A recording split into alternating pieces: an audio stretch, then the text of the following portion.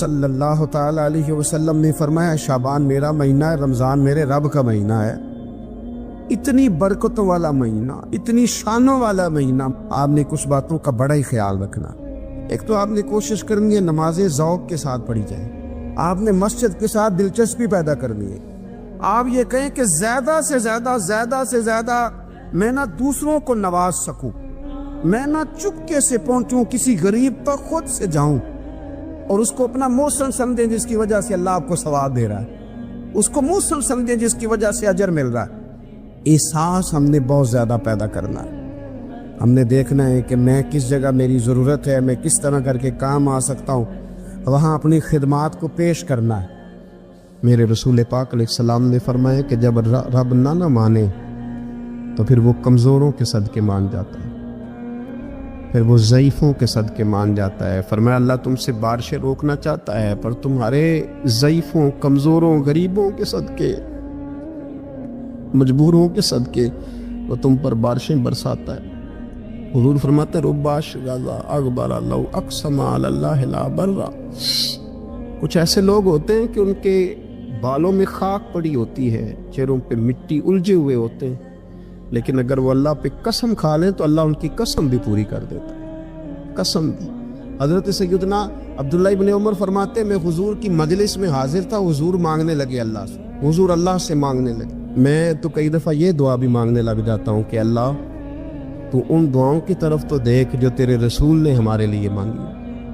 اللہ تو ہمیں تو نہیں نہ مانگنا آتا، نہیں طریقہ آتا، نہیں سلیقہ آتا، نہیں انداز آتا، ہم تو بے توجہ سے لوگ ہیں، بیٹھنے کا ڈھب نہیں آتا، ہمیں تو ہاتھ اٹھانے کا سلیقہ نہیں آتا، ہم تو وضو کرنے کے اس طریقے سے آشنا نہیں پائے۔ اللہ تیرے محبوب نے تو خوب مانگا ہے نا تجھ سے، تیرے پیارے حبیب علیہ السلام نے تو تجھے منایا ہے نا ہمارے حق میں، تو اللہ تو ان دعاؤں کی طرف تو دیکھ۔ حضرت عبداللہ ابن عمر رضی اللہ تعالیٰ عنہ فرماتے میں حضور کی مجلس مبارکہ میں بیٹھا تھا، ابو داؤد شریف میں موجود ہے، کہتے حضور دعا مانگ رہے تھے۔ دعا کیا تھی؟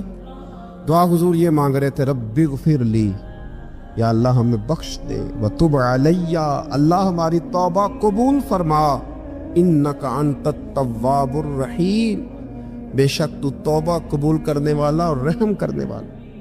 حضور دعا مانگ رہے تھے، اے اللہ رب اغفر لی، یا اللہ ہمیں بخش دے، وتب علی، اور ہماری توبہ قبول فرما، انک انت التواب الرحیم، بے شک تو توبہ قبول کرنے والا اور رحم کرنے والا۔ حضرت عبداللہ ابن عمر فرماتے اس ایک دعا کو ایک ہی مجلس میں ایک ہی جگہ بیٹھ کر میرے نبی پاک نے اپنی زبان اطہر سے 100 مرتبہ ادا فرمایا۔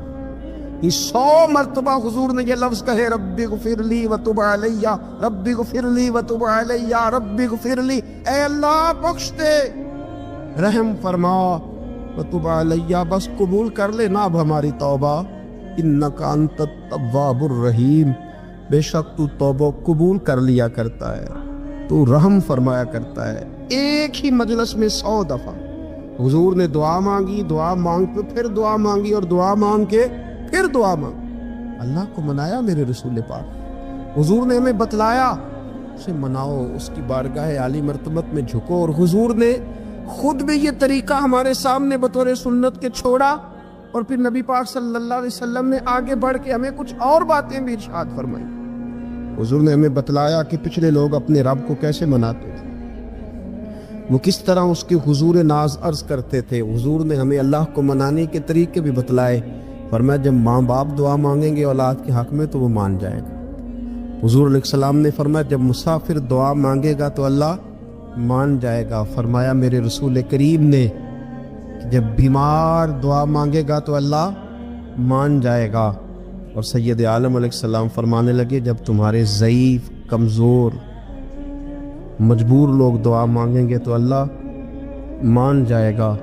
اور حضور نے فرمایا جب تم فرض ادا کر کے دعا مانگو گے تو اللہ مان جائے گا۔ اور میرے محبوب نے فرمایا جب پچھلی رات اٹھ کے تم اس کے حضور عرض کرو گے تو وہ تمہاری دعاؤں کو قبول کر لے گا، وہ تمہیں مان جائے گا۔ اور حضور نے ہمیں دن بتائے، فرمایا جمعے والے دن مانگنا مان جائے گا، شب قدر کو مانگ لینا مان جائے گا، شب برات میں دعائیں کرنا وہ مان جائے گا، رمضان کی راتوں میں مانگنا مان جائے گا، قرآن پاک کے ختم کے موقع پر دعا کرنا مان جائے گا، طریقے بتلائے۔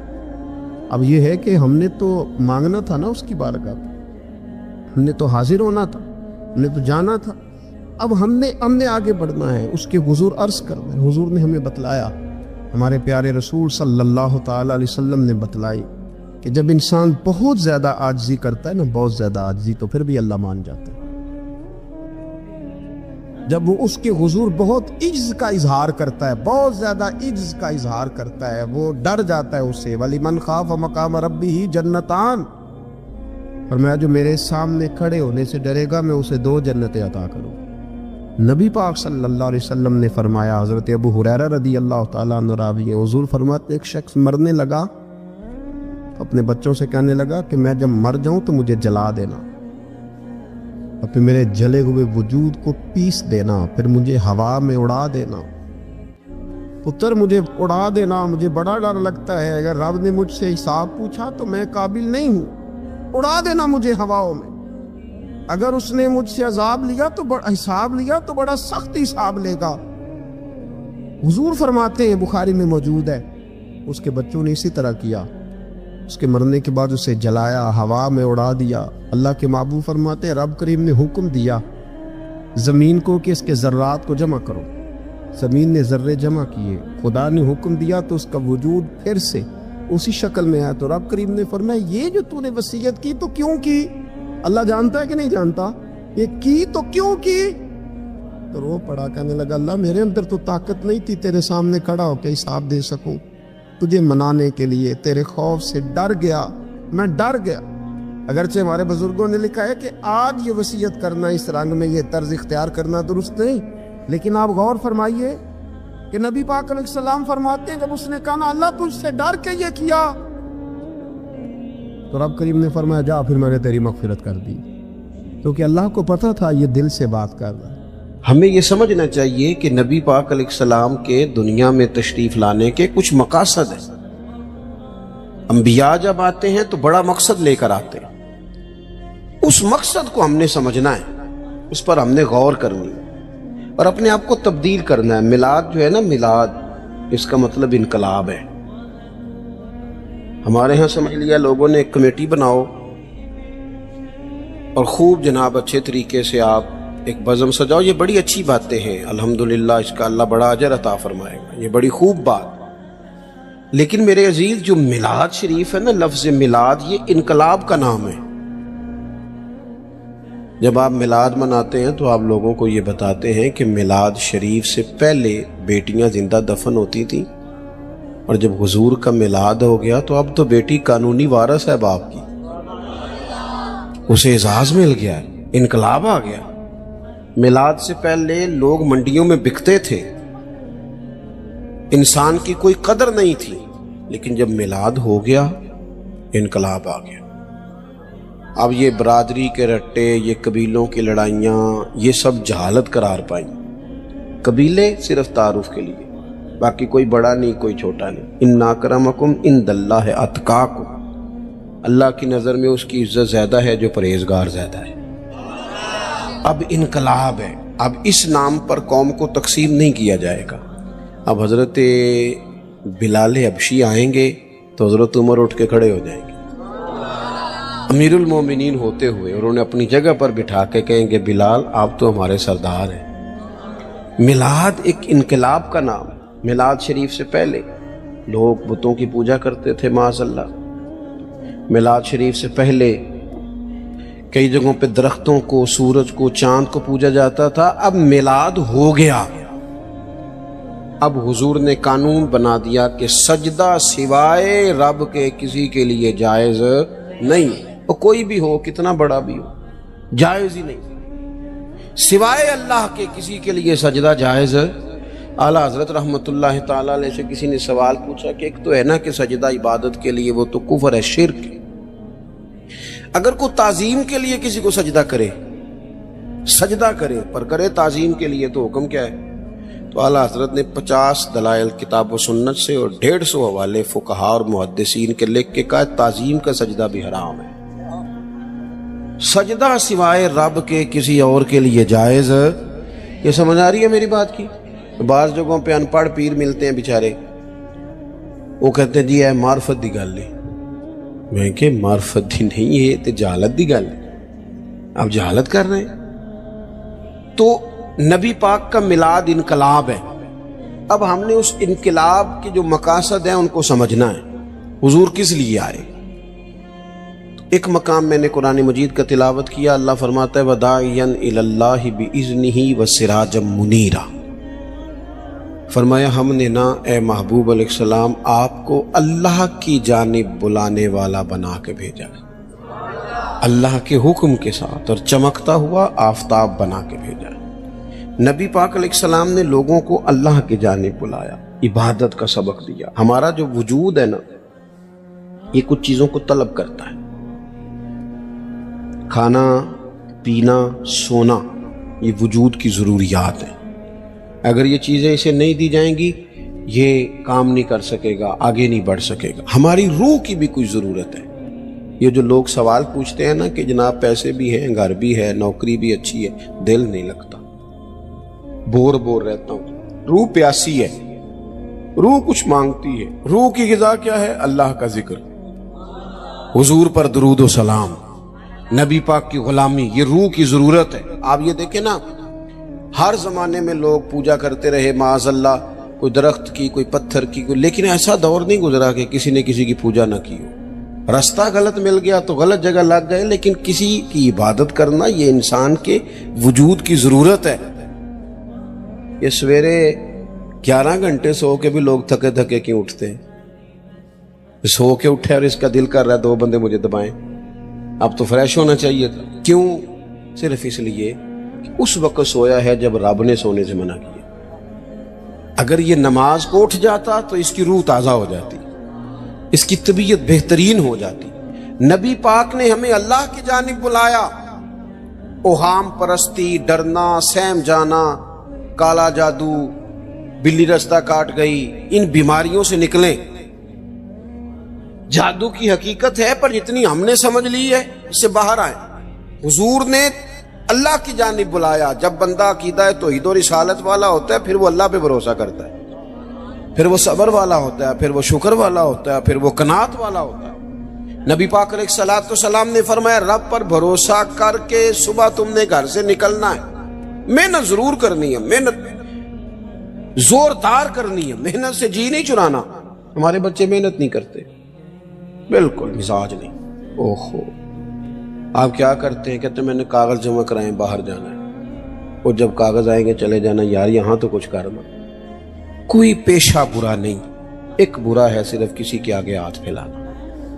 باقی ریڑھی والا بھی نصیبوں والا ہے، محنت کر کے کماتا ہے۔ جس کے پیروں کو گوبر لگائے نا، جانوروں کی حفاظت کرتا ہے، اور اس کے حلال والا ہے، بڑا عزت والا آدمی ہے، مانگ کے نہیں کھاتا، چوری کر کے نہیں کھاتا، کرپشن کا مال نہیں کھاتا، حلال کھاتا ہے، وہ تعظیم والا ہے۔ نبی کریم علیہ الصلوۃ والسلام نے فرمایا تم نے صبح اللہ پہ بھروسہ کرنا ہے، گھر سے نکل جانا ہے۔ جس طرح رب پرندوں کو روزی دیتا ہے نا، اسی طرح تمہیں بھی عطا فرمائے گا۔ آپ اپنا مزاج بنائیں عبادت کا۔ آپ دیکھیں اگر بارش نہیں ہوتی تھی تو حضور نماز پڑھتے تھے، سورج چاند گرہن ہو جاتا تو نبی پاک نماز پڑھتے، بارشیں زیادہ ہوتی تو نماز پڑھتے، حتیٰ کہ بدر کے دن کافر اونٹ ذبح کر کر کے گوشت کھاتے رہے، معاذ اللہ شرابیں پیتے رہے، اور جناب صدیق اکبر رضی اللہ تعالیٰ عنہ فرماتے میرے نبی پاک ساری رات نماز پڑھتے رہے، اللہ کو مناتے رہے، رب کی مدد کو بلاتے رہے، ساری رات نماز پڑھے۔ اپنی طبیعت لگائیں عبادت پر۔ ویسے بھی جو لوگ سجدے کے عادی ہو جاتے ہیں نا، جن کا سر رب رسول کے سامنے جھکتا ہے، وہ جگہ جگہ جھکنے سے بچ جاتے ہیں، مضبوط ہو جاتے ہیں۔ دوسرا مقام قرآن مجید کا وَمَا أَرْسَلْنَا مِن رَسُولٍ إِلَّا لِيُطَاعَ بِإِذْنِ اللَّهِ، اللہ فرماتے ہم نے جو رسول بھی دنیا میں بھیجے اس لیے بھیجے کہ ان کی اطاعت کی جائے، فرما برداری کی جائے، ان کی پیروی کی جائے، ان کے نقش قدم چلا جائے۔ رسول اس لیے ہوتے ہیں کہ ان کے پیچھے چلو، ان کی پیروی کرو۔ یہ تو ہر رسول کی بات ہے، اور اگر کوئی میرے رسول پاک کی پیروی کرے، اگر کوئی امام الانبیاء کی پیروی کرے پھر کیا ملتا ہے؟ قل ان کنتم تحبون اللہ فاتبعونی یحببکم اللہ۔ رب فرماتا ہے محبوب ان سے کہو اگر رب سے محبت کرنا چاہتے ہیں تو آپ کی پیروی کریں، اللہ خود ان سے محبت فرمائے گا۔ نبی پاک کے طریقے پر چل کے بندہ اللہ کا محبوب بن جاتا ہے، اور غیر مشروط اطاعت صرف نبی پاک کی ہے۔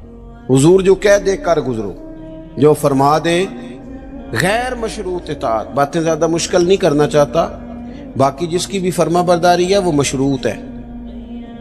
پیر صاحب کی، استاد صاحب کی فرما برداری غیر مشروط نہیں، مشروط ہے۔ کسی کا بھی حکم صرف وہ مانا جائے گا جو شریعت کے دائرے کے اندر ہے، اگر دائرے سے باہر ہے تو پھر کسی پیر کا، استاد کا حکم، نبی پاک کا ہر حکم مانا جائے گا، کیونکہ حضور کی بات ہی شریعت ہے۔ نبی پاک کا اٹھنا بیٹھنا دین ہے، حضور کا کلام کرنا دین ہے۔ نبی پاک کے رستوں کا مسافر بنا جائے، حضور کی فرما برداری کی جائے، اطاعت کی جائے، نبی پاک سے پیار کرنا ہے وہ بھی کھول کے، اور حضور کا حکم ماننا ہے تو وہ بھی پورا۔ ہمارے ہاں لوگ پیار کھول کے کرتے ہیں، حکم۔ اچھا جناب، کسی بندے سے آپ باقی وہ سارے کام بغیر دعا کے کر رہا ہے، بینک میں تنخواہ آتی ہے، دعا نہیں کراتا، لینے چلا جاتا ہے، گھومنے سیر کرنے سب جگہ وہ بغیر دعا کے جاتا ہے۔ اگر اسے کہا جائے نماز پڑھو، کہتے پیر صاحب دعا کرو میرے لیے۔ میں کہ باقی تے کما دی نہیں دی یار، کدے دعا کرائی، باقی بھی کراتا نا۔ تو ایک کیوں مطلب ہم اس طرح کا مزاج بناتے ہیں؟ اس سے بندے کا دل سخت ہو جاتا ہے۔ جب وہ دنیا کے کام بھاگ بھاگ کے کرے اور دین کے کاموں میں سستی کرے، طبیعت سخت ہو جائے گی، آپ بے چین ہو جائیں گے۔ نبی پاک کی فرما، صحابہ نا بحث نہیں کرتے تھے، حکم مانتے تھے۔ جو غلام ہوتے ہیں نا، غلام تو غلامی کرتے ہیں۔ غلام جو ہوتے ہیں وہ ویسے، اچھا کچھ لوگ کہتے ہیں یہ فلانا کام جو دین نے حکم دیا اس کی حکمت بتائیں، تو میں کہتا ہوں حکمت سمجھ میں آ جائے تو ٹھیک ہے، نہ بھی آئے تو ہم غلام ہیں۔ غلام حکمتیں پوچھا، آپ نے اپنے ملازم سے کہا جا 5 کلو چینی لے آ، تو اگر وہ پوچھے کہ کی کرنی دے، پوچھن دیں دے بولو، ہم کہتے ہیں بھئی تم جس کام کی تنخواہ لیتے ہو نا وہ کام کر۔ آپ نے ڈرائیور رکھا ہے، ڈرائیور سے کہا چلو میرے ساتھ لاہور، تو وہ کہنے لگا اتھے کی ہے، جو کرنے دیتے ہیں آپ، غلامی کرتے ہیں، بحث۔ یہاں لوگ پوچھتے ہیں، ہماری حکومتوں سے کہا جائے نا کہ سود حرام ہے، منع کرو، اسے ختم کرو، تو کہتے ہیں بورڈ بٹھانے لگے ہیں۔ کس بات کا بورڈ بٹھاؤ گے؟ کیوں بٹھاؤ گے؟ اس پر ڈبیٹ کی ضرورت ہے جسے کتاب و سنت نے حرام کہا۔ عورت کا پردہ ضروری ہے، اس کے لیے پی ایچ ڈی کرنے کی ضرورت نہیں۔ شریعت نے اسے با پردہ کیا، وہ با پردہ رہے گی۔ حلال حرام کے مسئلے جاننے کے لیے اللہ نے انسان کے وجود میں شعور رکھ دیا ہے۔ اس کے لیے بندے کا گریجویٹ ہونا یا ماسٹر کی ڈگری رکھنا ضروری نہیں، اسے پتہ ہوتا ہے یہ میرے لیے حلال ہے، یہ میرے لیے حرام ہے۔ ہم کیا کرتے ہیں؟ دین کو خوب مناتے ہیں، ہم نعرہ خوب لگاتے ہیں، عمل کی باری آتی ہے تو سستی۔ بلکہ جو لوگ گھنٹوں بیٹھ کے دینی معاملات پہ ڈسکس کرتے ہیں وہ بھی بھاگ رہے ہوتے ہیں عمل کے معاملے میں، اللہ ماشاءاللہ چست ہو کے، عمل چست ہو کے۔ غلامی کرتا ہے۔ امام احمد بن حنبل ایک غلام خرید کے لائے، آپ فرمانے لگے تیرا نام کیا ہے؟ قربان جائیں۔ امام صاحب کہتے ہیں اس نے پہلے ہی جواب دیا تو مجھے وجد ہو گیا، تیرا نام کیا ہے؟ کہنے لگا حضور غلاموں کا نام نہیں ہوتا، آپ کسی اور کو بھی پکاریں گے تو میں سمجھوں گا مجھے ہی آواز دے رہے ہیں۔ آپ نے فرمایا یہ کمرے پسند کر لے، رہے گا کہاں؟ کہنے لگا حضور غلاموں کے نخرے نہیں ہوتے، آپ جہاں مجھے کہیں گے میں چپ کر کے سو جاؤں گا۔ فرمانے لگے روٹی کیا کھائے گا؟ کہنے لگا حضور میں غلام ہوں، میں نے غلامی کرنی ہے، کوئی ٹکڑا بچ گیا تو دے دینا۔ راتی جاگے شیخ صداویں، راتی جاگ دے کتے، تیتھوں اتے مالک دا در مول نہیں چھڑ دے، پاویں مارو 100 جتے، تیتھوں اتے رکھا سکھا کھا، رکھا سکھا۔ حضرت بلے شاہ کہتے ہیں کہ تو دیکھ تیرے اوپر اللہ کی نعمتیں کتنی زیادہ ہیں اور تیری وفاداری کتنی ہے۔ کتے کو تو ایک روٹی ڈالتا ہے وہ بھی بچی ہوئی، दूसरी मांगे तो जूता मारता है, और वो सारी रात तेरी पहरेदारी करता है। उसका अंदाज देख, और तेरा भी तो कोई मालिक है ना। तू सोया हुआ है, ईशा के टाइम तू सड़क पे था, खाने वाली दुकान पे था, बर्गर वाली दुकान पे था, और फजर में तू बिस्तर पे था। कहने लगे राती जागे ते शेख सदा में, राती जाग दे कुत्ते तैथों ते मालक दा दर मूल न छटते, भावें मारो 100 जुत्ते तैथों उत्ते, रुखा सुखा खा ते दिने जा रुखां विच सुत्ते, उत्ते थों उत्ते एक बुरकी दा कदर पछाणन, भावें मालक होवन सुत्ते, ओ तैथों उत्ते। उठ बुलिया चल यार मना लै, नहीं ते बाजी लै गए नहीं कुत्ते, नहीं ते फिर बाजी लै गए कुत्ते। बात माने, हुजूर की गुलामी करें। नौजवान दोस्तों, हुजूर ना खुतबा दे रहे थे, तकरीर कर रहे थे। जुम्मे का दिन था, एक शख्स खड़ा हो गया, एक सहाबी खड़े हो गए। हुजूर ने उनसे कहा बैठ जाओ। हमें तो बाकायदा पता चल गया ना ये हलाल और हराम है, फिर भी वैसे गुफ्तगू है, तबसरा है, ये कर लेंगे, बस वो उम्रे के बाद मैं नेक हूँ, बस वो शादियां 4 हो जाएं तो मैं ठीक हूँ। फिर तुझे पक्का पता है इतना टाइम तुझे मिलेगा? हुजूर ने एक शख्स से कहा, नाम नहीं लिया, बैठ जाओ। एक सहाबी उस कोने में थे, उनके कान में आवाज गई, मस्जिद के दूर कोने में, वहीं बैठ गए। एक वो बाहर थे कोने में, कान में आवाज गई बैठ जाओ, वहीं बैठ गए। एक उस कोने में। जब हुक्म मानना है ना, जब गुलामी करनी है तो गुलाम तो भाग जाता है, इशारा मिलते ही दौड़ जाता है। लोग मुख्तलिफ कोनों में बैठ गए, नमाज मुकम्मल हुई। अल्लाह के हबीब सल्लल्लाहु ताला अलैहि वसल्लम ने फरमाया आप कहाँ थे? हुजूर वो आवाज आई थी बैठ जाओ, मैं वहीं बैठ गया।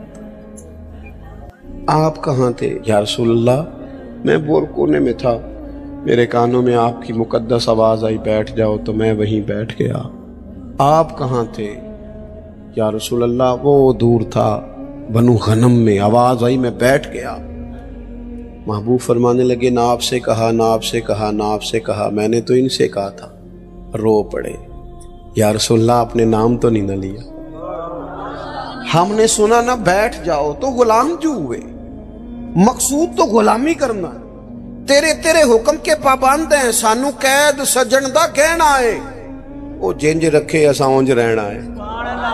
सानू ते कैद सजन दा कहना है, सोना जिंज रखे असां उंज। उम्मत गुलामी का दावा हुजूर से करती है, फैशन वो करती है जो राज टीवी पे देखा है। दावा हुजूर की गुलामी का, और बात कबीले की मानती है। दावा हुजूर की गुलामी का, और चलती वो लोगों के कहने पे है कि लोग क्या कहेंगे। हुजूर इसलिए आए हैं कि नबी पाक की पैरवी करो, हुजूर के नक्शे कदम चलो। रसूल करीम ने हमें आसान दीन दिया है। ये रस्में, ये रिवाज, ये कहानियां, ये स्टोरियां, इन्होंने हमें मुश्किल में डाला है। मैं पता है दीनदार किस बंदे को समझता हूँ?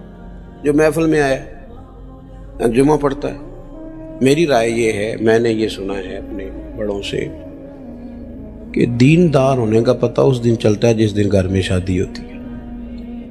मस्जिद में तो सारे दीनदार होते हैं, महफिल वाले दिन भी सारे, शादी वाले दिन पता चलता है अब कोई दीनदार है कि बेदीन है। अब पता चलता है दीन पे अमल करता है कि खानदानी रसूमात पे चलता है। अब पता चलेगा कि दुखों के वक्त तो अल्लाह रसूल का नाम लेता था, अब सुख का वक्त है, अब भी लेता है कि नहीं, खुशी के वक्त भी लेता है कि नहीं। रोजमर्रा के मामलात में हुजूर से सीखें। हुजूर ने हमें आसान दीन दिया है। हम तो बंदे राजी करते करते, दुनिया ठीक करते करते थक गए हैं, रूहें थक गई हैं। वो लोग गए थे बेचारे 4 साल के लिए मुल्क से बाहर, के मैंने अपना कबीला चलाना, 40 साल हो गए वापस नहीं आए, जनाजे नहीं पढ़ सके क्योंकि दुनिया राजी कर रहे हैं। आसान दीन रसूल करीम ने दिया है, ना इधर उधर भागो, ना अपने आप को थकाओ। नहीं चल सकते हम दुनिया के साथ, जो दुनिया चाहती है। एक है तरक्की की तरफ बढ़ना, वो तो मामला अलग है। एक है रस्म रिवाज, कि मैं थोड़ी देर पहले दोस्तों को कह रहा था, ये अभी कोई 15-16 साल पहले की बात है, हमारे ख़ानदान में एक शादी थी, तो मेरे चचा जान ने दादा जान से कहा कि मैरिज हाल बुक कराना है बच्ची की शादी। तो दादे और ही लड़ पे उन्हें क्या तियां करो रवाना करी दिया। वो फिर 15-16 साल ही लंघे ने, लोगों को ये गल भुली गई। हूँ घर कराया तो उन्हें कहना खरे पेंडू ने, इन्हें को खरे पैसे नहीं, लिहाजा मैरिज हाल पे मैरिज हाल। चल गए हम, थोड़ा टाइम लगता है, सारे साथ हो जाते। दादाजी कहने लगे पुत्र तियां घरों टोरी दियां ने। तो फिर बड़ी मुश्किल से उन्हें मनाया, इस शर्त पे माने कि रुखसती के वक्त बच्ची गार हो। आप मेरी बात को समझे, हम ना बिला वजह की आजमाइशों का शिकार है। हुजूर की पैरवी करें, आसान दीन मेरे रसूल पाक ने दिया, नबी पाक ने, लो सुनो बात, खुश हो जाओगे। हमारा हाँ मसला यह है कि दौलत तकसीम हो गई है, वो इस तरह तकसीम हुई है कि बाद लोग अमीर से अमीर तर हो गए और बाज गरीब से गरीब तर हो गए। हमारे पास जो 100 रुपये आता है वो हमारी अपनी मलकियत होता है, हम उसमें से किसी को 20 देने को तैयार है। हालांकि हक ये है कि अगर अल्लाह ने दिया है ना तो ज़रा बांट ले, बांटने से सुरूर बढ़ जाता है। मैं अपने दोस्तों को मशवरा दिया करता हूँ कि 3 बंदों का खाना 4 भी खा सकते हैं, 4 का खाना 6 खा लेते हैं, और खाना 6 का हो तो 10 को भी पूरा आ जाता है। शर्त यह है कि दस्तरखान छोटा भी हो पर दिल बड़ा हो, दिल बड़ा हो, गुंजाइश हो। हुजूर ने हमें क्या तरीका दिया? 10 दिनार थे नबी पाक के पास, हुजूर बाजार गए, 4 दिनार की कमीज खरीदी, पहन के हुजूर बाहर तशरीफ लाए तो एक अंसारी सहाबी ने अर्ज की, हुजूर मुझे नहीं दे देते? हुजूर उसी वक्त गए, पुराना कुर्ता पहना, कमीज उतार के दे दी, फिर जाके 4 दिनार की और खरीद के लाए। महबूब वापस आ रहे थे, 2 दिनार बचे हुए थे, एक खातून को देखा रो रही है। हुजूर ने फरमाया क्यों रोती हो? अर्ज की, हुजूर मैं फलां आदमी की मुलाजमा हूँ, कनीजा हूँ, आटा खरीदने के लिए उसने 2 दिनार दिए थे, मुझसे गुम हो गए, मैं परेशान हूँ, वो मारेगी मैं जाऊंगी। तो महबूब ने फरमाया ये लेना 2 दिनार। असी पहला बंदे दा साहब भी बाबा करी दे भी ये हकदार है कि हाँ बड़ा साहब। हम गए वो सैलाब ज़दगान की मदद करने के लिए, अल्लाह ने तौफीक दी, काफ़ी सारे लोग गए। वैसे उन सैलाब वाले टुर गए ने सारे अपने अपने कराए जी, खबरां ठंडियां हो गई। असी खबरां ते चलन वाली कौम, ट्रेंड ते चलन वाले लोग। जे ट्रेंड चल रहा है तो असी भी नाराज हो गए हो ना, होया जे यार तुहाडी मेहरबानी, मैं टुर चला, बस ट्रेंड पे ना चलो, हकीकत पे चलो। 3रा महीना चढ़ गया, सड़कों पे बैठे हैं लोग। आपकी सारी जमातें, सियासी जमातें हुकूमत में, किसी की मरकज़ में है, किसी, कोई बंदा शोर ना करे कि मैं हुकूमत में नहीं। कोई पंजाब में हुकूमत में है, कोई केपे की खैबर पख्तूनख्वा में है, कोई मरकज़ में है, कोई सिंध में है। नहीं सही आ क्या में तो फिर यार इंजन करो ना, तुसी परेशान ही हो गए हो। मैं सियासत सारी समझता हूँ पर सियासत करता नहीं हूँ, क्योंकि हमने हर दुख को मोहब्बत का तसलसल समझा। हम कोई तुम थे कि तुमसे शिकायत करते की मोहब्बत तो सियासत का चलन छोड़ दिया। हम अगर इश्क न करते तो हुकूमत करते।